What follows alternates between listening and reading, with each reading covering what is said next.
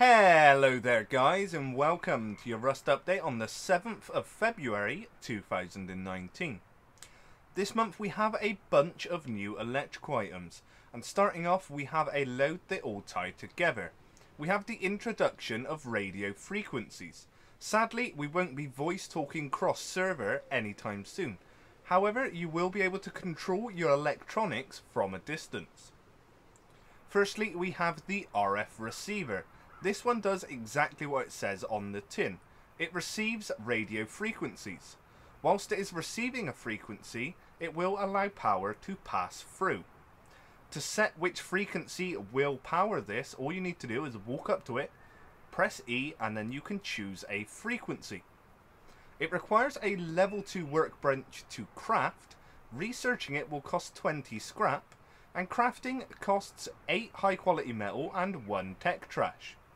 This could be useful in a lot of situations, such as controlling a trap base from a vantage point, opening doors across your base for teammates, or allowing people to enter your shop. The possibilities are truly endless. Naturally, now you know of an item to receive radio frequencies, we're all now thinking, how will we send them? Well, that's simple. We're going to use a transmitter. This is the RF transmitter. This is pretty simple to use. All you need to do is hold down right click to set your frequency, and then left click to send the signal. You will need to remember that the RF receiver will only receive power for as long as you hold left click with the transmitter. It requires a level 1 workbench to craft. Researching it will cost 20 scrap, and crafting costs 5 high quality metal and 1 tech trash. The transmitter is a great tool for when you are mobile, though there is also a tool for sending radio frequencies that you can set up in your base. Next up we have the RF broadcaster. This is a little device that will continuously send out a radio frequency whilst it is powered.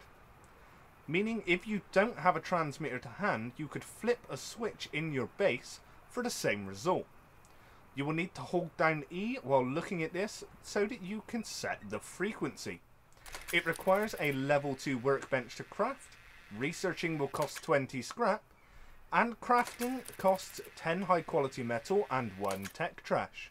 The last of the radio frequency items is one that may help you exploit other players. The RF pager.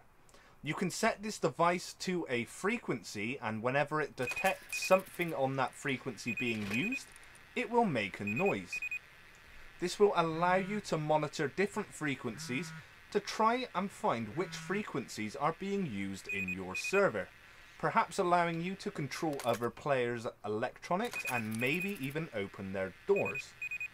It requires a level 2 workbench to craft. Researching it will cost 20 scrap, and crafting costs 25 metal frags and 1 tech trash. Next up we are moving away from radio frequencies, however still with new electrical items. We have a HBHF sensor. Now HBHF might not mean a lot to most of us. It means heartbeat, breathing, humidity and footstep sensor. Essentially, if anybody comes close enough to it, it knows that they're near, though they do need to be visible to the sensor. This can be set to trigger depending on whether authorized players or non-authorized players are close enough, which means you can automate parts of your base for teammates, or you can use it to set off traps for enemies. It requires a level 2 workbench to craft.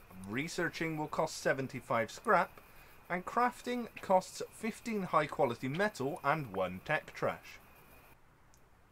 Following this we have another new electrical item that may well be used commonly alongside the HBHF sensor. The audio alarm. It is a pretty simple item. If electricity powers it, it will sound an alarm. It requires a level 1 workbench to craft. Researching will cost 20 scrap, and crafting costs 5 high quality metal. Next we have a new way of controlling electrical items. The RAN switch. It's a random switch. Essentially, when it receives power, it either rolls a 0 or a 1. If it rolls 0, there is no power. If it rolls 1, there is. The only useful thing I can think of for this is if players are wanting to set up their own games of chance.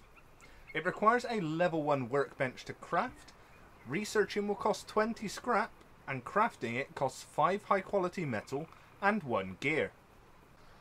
Lastly, for the new electrical items this month, we have 2 new lights. Firstly, the flasher light. This light, when powered, will flash 3 times in quick succession every 2 seconds. Then we have the Seiren light. This light will spin around, giving off 2 red beams of light.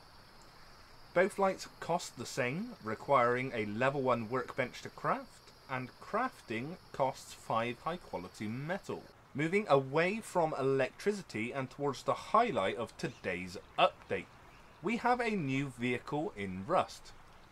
And no, it isn't a boat. The Minicopter is now in game. It seats 2 players and runs off low grade fuel. And it can be used to fly or drive. Flying the Minicopter takes some getting used to. W will make you go higher and S will make you go lower. A will turn you to the left and D will turn you to the right. Alongside this, you will need to move your mouse to control which direction you go. And if you don't wish to become airborne, simply hold down your crouch button, which is default control. Doing so will just allow you to drive the Minicopter using your normal walking controls. These are found in the same way as hot air balloons. They will randomly spawn across the map.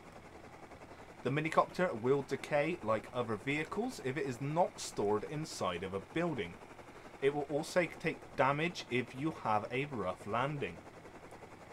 SAM site turrets will target the Minicopter, and currently it takes 20 hits to destroy a Minicopter. Sadly, the other big thing that was expected to make it in this month's update hasn't been finished. The oil rig hopefully will be with us next month. And we have had some improvements this month to palm trees and hemp. Both of them now have new models. There have also been a bunch of optimizations done over the course of this month, including a new Unity update. And work has started over the past month on a new system for water and buoyancy, and there were also a couple of commits going into a Chinese New Year event. That is everything that I have for you guys today, and I hope you have enjoyed. If you have, make sure you hit that like button, and if you would like to see more content, make sure that you are subscribed. Thank you very much, guys. Have a good day.